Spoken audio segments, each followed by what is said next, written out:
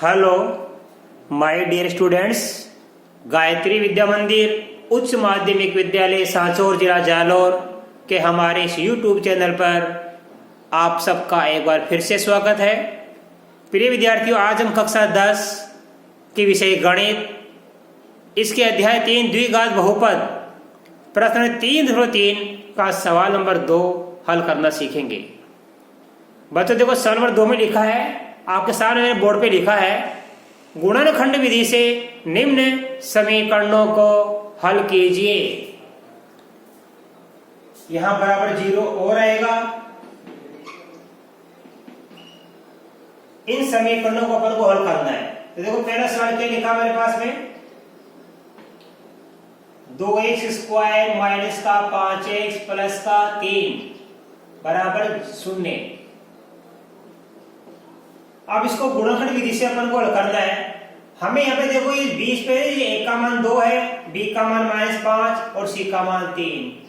ये जो b वाला मान है, पे x का गुणा, इसके 2 टुकड़े करने हैं। हमेशा 2 टुकड़े इस प्रकार करना है कि दोनों का गुणा तो इन दोनों के गुणा के बराबर आ जाए। और यहाँ प्लस है तो जोड़ने में 5 आ जाए, और माइनस है तो घटाने में 5 आ जाए। अर्थात ये 20 की संख्या के 2 टुकड़े इस प्रकार करने हैं कि दोनों टुकड़ों का जोड़ तो आ जाए 5 और दोनों का गुणा आ जाए 6। तो दो संख्या कौन कौन सी है कि जिनको जोड़ने में 5 होता है और उनको गुणा करने में 6 आता है। देखिए ध्यान से, इन दोनों को गुणा करने में कितना आना चाहिए, 6। और 6 में किस किस का, देखो जोड़ने में 6 आना चाहिए, गुणा करने में 6 और जोड़ने में आना चाहिए 5। गुणा करने पर 6 और जोड़ने 5 आना चाहिए। अब 6 के सर्वसंभव गुणनखंड लिखिए। 1 का भाग जाता है 6 में, 2 का भाग जाता है 6 में, 3 का भाग जाता है 6 में, और इसके बाद 6 में 6 का भाग जाता है। इन्हीं संख्याओं का भाग 6 में जाता है। अर्थात ये सभी क्या है, इस 6 के गुणनखंड है। अब हम जोड़े बनाएंगे। देखो, गुणा करने में 6 लाना है। ये 1 को 6 से गुणा करने पर 6, 2 को 3 से गुणा करने पर 6, 6 में 1 जोड़ेंगे तो 7 बनता है, और 3 में 2 जोड़ेंगे तो 5 बनता है। तो ये जोड़ा हमारा फिट हो गया, 3 + 2। अब आप लिखना सीखो, 2x² माइनस खाली कोष्टक x प्लस 3 बराबर 0, और यहां भर देंगे 3 + 2। तो हमने 5 का 2 टुकड़ा कर लिया। ये आ गया 5 का 2 टुकड़ा। कौन कौन सा हमारे पास में, 3 + 2। अब हम इसको आगे करेंगे। देखो, कोष्टक खोल देंगे, दोनों को गुणा करेंगे 1 से।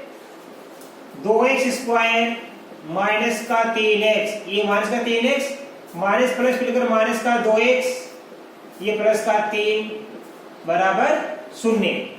हमने कोष्टक से 3 + 2 थी, इसको 1 से गुणा करके खोल लिया बच्चों। अब हम दो के समूह बनाकर हम कॉमन निकालेंगे बच्चों। इन दोनों कॉमन क्या आएगा, x का भाग किसमें देंगे, 2x² में। तो ये देखो 2x बच जाएगा यहाँ पे। x का भाग 3x में देंगे, ये माइनस का माइनस आ गया, 3x में x का भाग देंगे 3 आएगा। ये माइनस का माइनस उतार लेना। अब 2 में और 3 में कॉमन आता है 1, तो 1 का भाग इसमें देंगे, तो 1 का भाग 2x में देने पर 2x आएगा। ये माइनस प्लस मिलकर माइनस, 3 में 1 का भाग देने पर 3 आता है। अब देखो बच्चों, हमको यहाँ पे इसके 2 गुणनखंड प्राप्त हो जाएंगे। कोष्टक वाला प्रथम गुणनखंड हो गया हमारा, और कोष्टक के बाहर वाला द्वितीय गुणनखंड हो गया। चाहे इसको पहला मानो, इसको बाहर वाले को दूसरा मान लो, कोई दिक्कत नहीं है। और बाहर को पहला मान लो, कोई फर्क नहीं पड़ता। 2 गुणनखंड को प्राप्त हो गए। अब 2x - 3 बराबर 0 है, तो लिखेंगे 2x - 3 बराबर 0। ये नंबर 1। दूसरा कौन सा हमारे पास, ये x - 1 बराबर 0। तो 2x - 3 बराबर 0 है, और x - 1 बराबर 0 है। इसको करेंगे हम, तो x का मान क्या करने के लिए, -3 का तो हो जाएगा पक्षांतरण, और 2 का लग जाएगा भाग। तो x बराबर 3/2 आंसर आ गया एक। तो इसको करेंगे तो x बराबर 1 आंसर आ गया। ये हमको 2 शून्य प्राप्त हो गए, राइट। अब देखो बच्चों, इसी प्रकार हम इसका दूसरा सवाल करेंगे। देखिए दूसरे में क्या लिखा है, 9x² माइनस 3x माइनस का 2 बराबर 0, राइट। देखो बच्चों, ये 9x², ये माइनस का माइनस, इस 3 की जगह खाली कोष्टक, ये x बाहर, ये माइनस का 2 बराबर 0। अब हमें इस 3 के 2 टुकड़े इस प्रकार करने हैं कि दोनों का गुणा इन दोनों के गुणा के बराबर आ जाए, अर्थात 9 दूनी 18, गुणा करने पर कितना आ जाए 18 आ जाए। अंतिम चिन्ह माइनस का है तो घटाने पर 3 आ जाए। हमें दो संख्या ऐसी देखनी, कोष्टक के अंदर दो संख्या ऐसी लिखेंगे, उन दोनों को गुणा करने पर कितनी आ जाए 18, और दोनों को घटाने पर कितनी आ जाए बच्चों 3 आ जाए। तो देखिए हम इस 18 में लिखेंगे सर्वसंभव गुणनखंड। 18 में किस किस का भाग जाता है, पूरा पूरा, 1 का, 2 का, 3 का, 6 का, 9 का, 18 का, इन्हीं संख्या का भाग 18 में जाता है। इसके अलावा किसी भी अन्य संख्या का भाग पूरा पूरा नहीं जाता है। अब जोड़े बनेंगे, इधर से एक लास्ट से, एक शुरू से, फिर एक शुरू से, एक अंत से, ऐसे 18 को 1 से गुणा कर 18, 9 को 2 से गुणा कर 18, 6 को 3 से गुणा करने पर 18, तो गुणा करने में 18 आ रहा है और घटाने में कितना आना चाहिए 3। 18 में से 1 गया 17, 9 में से 2 गया 7, 6 में से 3 गया 3, तो ये गुणा, ये कोष्टक में हमारा ये टुकड़ा फाइनल हो गया 6 - 3। हम ये लिखेंगे 6 - 3। अब कोष्टक खोल देंगे, देखो ये 9x², ये दोनों को देखो, ये 6x है, ये 3x है, ये 6x है, ये माइनस का चिन्ह है, तो ये माइनस का 6x हो जाएगा, माइनस माइनस प्लस, ये प्लस का 3x, माइनस का 2 बराबर 0। अब इन दोनों में कॉमन निकालेंगे, 9 में और 6 में तो 3 आता है कॉमन, क्योंकि 3 का भाग 9 में भी जाता है और 6 में भी जाता है। x में और x² में कॉमन आएगा x, तो इस पूरी दोनों का कॉमन आ गया 3x। 3x का भाग 9x² देंगे, देखो 9 में 3 का भाग देंगे 3, x² में x का भाग देंगे x, ये माइनस का माइनस, 6x में 3x का भाग देंगे, x से कट जाएगा, और 6 में 3 का भाग देंगे तो 2 आएगा, ये प्लस का प्लस। अब x यहाँ पे है लेकिन यहाँ पे नहीं है, तो x तो कॉमन आने से रहा। अब 3 में और 2 में कॉमन आता है 1 का भाग 3x में देने पर 3x, ये प्लस और ये माइनस मिलकर बनेगा माइनस, 2 में 1 का भाग दिया 2 बराबर 0। अब 3x - 2 आ गया प्रथम गुणनखंड, और 3x + 1 आ गया द्वितीय गुणनखंड। अब इनको बारी बारी से 3x - 2 बराबर 0 और 3x + 1 बराबर 0 लिख के अपन हल कर लेंगे। नंबर 1, 3x - 2 बराबर 0। नंबर 2, 3x + 1 बराबर 0। इसको हल करेंगे तो x का मान कैसे क्या करेंगे, इस -2 का 2 हो जाएगा, पक्षांतर उधर जाने पर प्लस का बन जाएगा, और 3 का लग जाएगा भाग, क्योंकि x का गुणा 3 से हो रहा है, तो गुणा वाली भाग में बदल जाती है, और ये प्लस वाली उधर माइनस और माइनस वाली प्लस में बन जाती है। तो x बराबर हो गया, ये -2 उधर जाएगा प्लस का 2, 2 में 3 का भाग देंगे, 1 आंसर। इधर x का मान क्या करने के लिए, +1 का हो जाएगा पक्षांतरण, और 3 का लग जाएगा भाग, तो देखो x बराबर -1/3। इस प्रकार बच्चों आज हमने गुणनखंड विधि से द्विघात समीकरण को हल करना सीखा। अब आप इसका स्क्रीनशॉट उतार लीजिए, इनको साफ करके फिर मैं आपको अगले 2 सवाल सिखाऊंगा।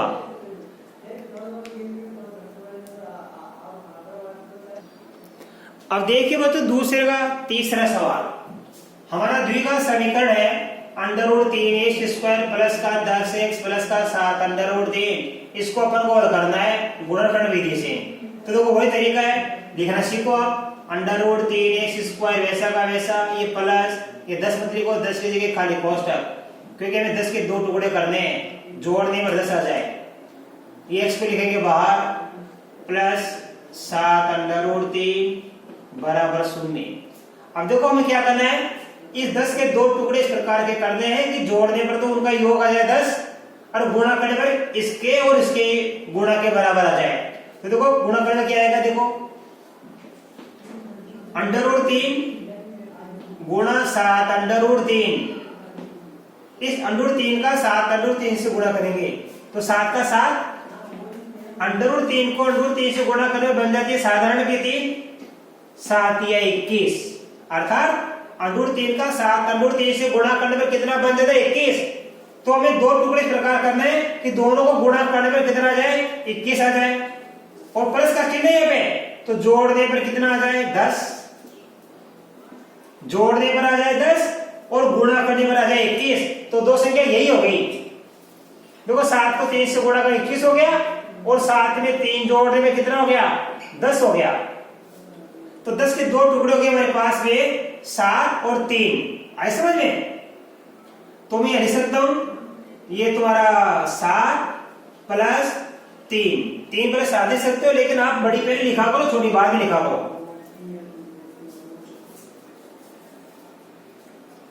अब कोष्टक खोलेंगे हम। देखो ये under root 3x square plus ये 7x प्लस ये 3x प्लस का 7 अंडर रूट 3 बराबर 0। अब हम इन दोनों में कॉमन निकालेंगे बच्चों, तो दोनों में कॉमन आएगा x। यह x 2 बार है, x 1 बार है, x कॉमन आ गया। x का भाग इसमें लगाएंगे, तो ये अंडर रूट 3 तो वैसा का वैसा आ जाएगा वापस, और x स्क्वायर में लग जाएगा x का भाग, तो बचेगा x। 7x में x का भाग देने पर बचेगा 7, क्योंकि x से x तो कैंसिल हो जाएगा। प्लस अब 3x और 7 अंडर रूट 3 में कॉमन निकालेंगे। देखो निकालना सीखो। ये 3x है और ये 7 अंडर रूट 3 है, इनके करो गुणनखंड। देखो इसका गुणन क्या होगा, 7 गुणा अंडर रूट 3, इसका कर दिया गुणनखंड हमने। इसका भी करेंगे 3x का। 3x का होता है अंडर रूट 3 गुणा अंडर रूट 3 गुणा x। अंडर रूट 3 को अंडर रूट 3 से गुणा कर 3 बन जाता है, और 3 को 1 से गुणा कर 3x हो गया, और ये 7 को अंडर रूट 3 से गुणा करने पर 7 अंडर रूट 3 बन जाता है। अब कॉमन निकालेंगे हम, तो देखो यहाँ पे ये कॉमन मिल गया, ये अंडर रूट 3 कॉमन आ गया, तो अंडर रूट 3 हमने कॉमन निकाल दिया, तो ये बच गया अंडर रूट 3x ऊपर अंडर रूट 3x प्लस नीचे क्या बच गया 7। आई समझ में? अंडर रूट 3 का भाग इसमें देंगे तो क्या बच गया अंडर रूट 3, और अंडर रूट 3 का भाग इसमें देंगे तो क्या बच गया 7, ये बराबर 0। अब देखिए बच्चों यहाँ पे ये कोष्टक में समान संख्या आ जाती है, तो ये हो गया प्रथम गुणनखंड, अंडर रूट 3x प्लस 7, 12 वाली संख्या लिख दो, x प्लस अंडर रूट 3 बराबर 0। इस प्रकार हमको इस द्विघात समीकरण के यहाँ पे दो गुणनखंड प्राप्त हो गए, अंडर रूट 3x प्लस 7, दूसरा x प्लस अंडर रूट 3 बराबर 0। अब दोनों के बराबर 0 है, इनको बारी बारी से अपन लिख के कर लेंगे। देखो बच्चों, number 1 under root 3x plus 7 बराबर 0, तो लिखेंगे अंडर रूट 3x प्लस 7 बराबर 0, और सेकंड नंबर क्या लिखेंगे अपन, x प्लस अंडर रूट 3 बराबर 0।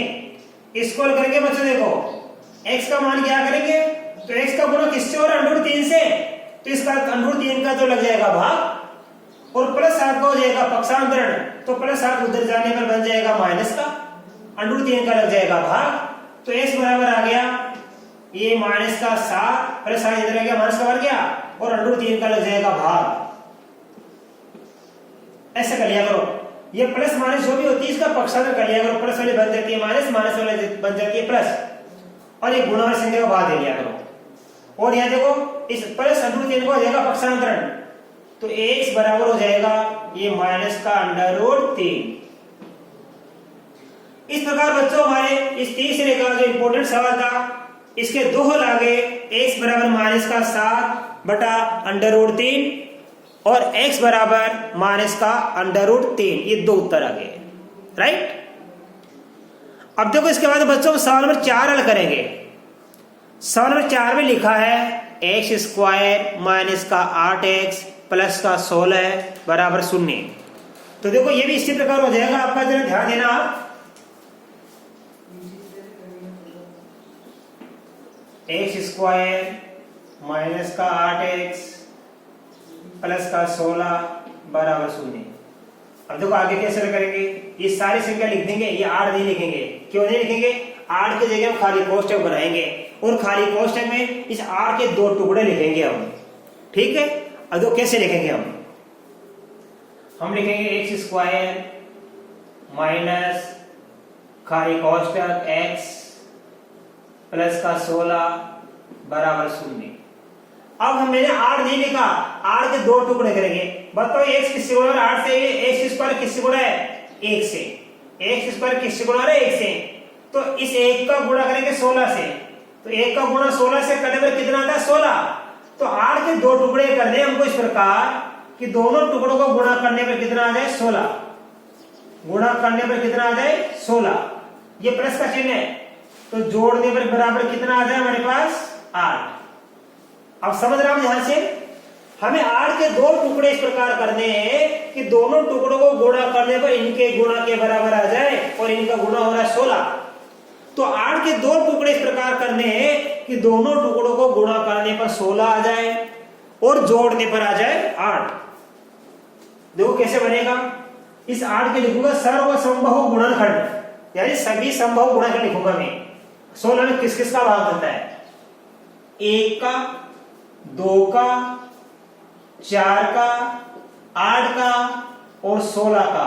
इन्हीं संख्याओं का भाग 16 में जाता है, इनके अलावा किसी भी अन्य संख्या का भाग नहीं जाता है। राइट, 1, 2, 4, 8, 16 इन्हीं संख्याओं का भाग 16 में जाता है। अब देखो हम यहाँ पे जोड़े बनाएंगे, 8 के दो टुकड़े बनाएंगे, एक शुरू वाली संख्या एक आखिर वाली। 1 को 16 से गुणा करने पर 16 आता है और 2 को 8 से गुणा करने पर 16 आता है, बच गया 4, तो 4 को 4 से ही गुणा करने पर 16 आता है। राइट, देखो पुनः 1 को 16 से गुणा करने पर 16, 2 को 8 से गुणा करने पर भी 16 और 4 को 4 से गुणा करने पर भी क्या आता है 16 आता है। लेकिन हमारी दूसरी शर्त भी पूरी होनी चाहिए। दूसरी शर्त में क्या है, जोड़ने पर कितना आना चाहिए 8 आना चाहिए। अब देखो यहाँ पे 16 में 1 जोड़ने पर 17 आता है, 8 में 2 जोड़ने पर 10 आता है और 4 में 4 जोड़ने पर 8 आता है। तो हमारा टुकड़ा कौन सा बन गया, ये टुकड़ा फाइनल हो गया 4 + 4, 4 + 4। मैं 8 की जगह लिखूंगा बच्चों 4 + 4। अब हम कोष्ठक खोल लेंगे, x² माइनस ये 4x माइनस प्लस मिलकर ये फिर माइनस का 4x, ये प्लस का 16 और बराबर 0। अब हम दो के समूह बनाएंगे, दो के जोड़े बनाएंगे, कॉमन निकालेंगे। x² माइनस 4x, इसमें कॉमन आएगा x, ये x मैंने बाहर निकाल दिया। अब x का भाग x² में देंगे हम तो आएगा x, माइनस x का भाग 4x में देंगे तो x से x कट जाएगा, क्या बच जाएगा ये पे 4, माइनस अब 4x में और 16 में से कॉमन निकालेंगे तो यहाँ आएगा 4 कॉमन। अब देखो ये 4 का भाग 4x में देंगे तो ये माने माने तो प्लस बन गया, 4 से 4 कट जाएगा तो बच जाएगा x, ये माइनस और प्लस मिलकर बन जाएगा माइनस। 16 में 4 का भाग देने पर आएगा 4 बराबर 0। अगर कोष्ठ वाली संख्या समान आ गई तो ये हो गया इसका फिर इसका सार कॉमन आ गया, अर्थात प्रथम गुणनखंड आ गया। ये x - 4 ये आ गया प्रथम गुणनखंड। द्वितीय गुणनखंड क्या बन जाएगा, कोष्ठ के बाहर वाली संख्या, इसके बाहर x इसके बाहर -4, तो फिर लिख दीजिए x - 4 बराबर 0। अब देखो x - 4 दोनों समान आ गए, दोनों के आगे क्या लिखा बराबर 0, तो दोनों को बारी बारी से अपन 0 लिखेंगे बराबर में और इसको अपन हल करेंगे। देखो कैसे, नंबर 1 x - 4 बराबर 0, x - 4 बराबर 0 लिख दिया। नंबर 2 फिर लिखेंगे x - 4 बराबर 0। राइट, ये भी x - 4 बराबर 0 है और ये भी x - 4 बराबर 0 है, दोनों समान गुणनखंड है तो इसके उत्तर भी कहेंगे समान ही आएंगे। x बराबर क्या हो गया 4 और यहां भी x बराबर क्या हो जाएगा 4, कि -4 इधर जाने पर क्या बन जाएगा प्लस का, तो ये आंसर आ गया। x बराबर 4 प्रथम और x बराबर 4 ये हमारा द्वितीय, अर्थात इस द्विघात समीकरण के हमारे को दो गुणनखंड प्राप्त हुए x - 4, तो इसके उत्तर भी समान आएंगे, x बराबर 4 और x बराबर 4, दो उत्तर आ गए इसके। तो बच्चों आज हमने प्रश्न 3.3 का सवाल नंबर 2 के आपको 4 सवाल सिखाए और मैं आशा कर सकता हूं कि ये चारों ही सवाल आपको बड़ी अच्छी तरीके से समझ में आए होंगे। इसके बाद बच्चों आगे के सवाल मैं आपको कल के वीडियो में सिखाऊंगा। तब तक के लिए आप सभी को धन्यवाद।